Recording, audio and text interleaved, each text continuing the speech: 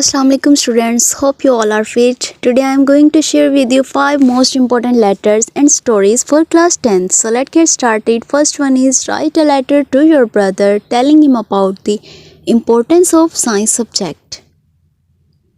Second one is write a letter to your friend to spend his holidays with you.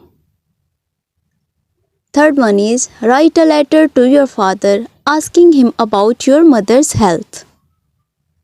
Fourth important letter is write a letter to your friend to lend some fund for payment of hostel dues or books. Last important letter is write a letter to your mother about your current health situation. Now move to the most important stories in English for class 10th. So let's get started.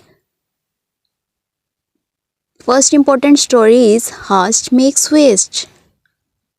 Second is never tell a lie. Third one is a friend in need is a friend indeed. Fourth one is a boy who cried a wolf. And the last one is grade is a curse. Don't forget to subscribe.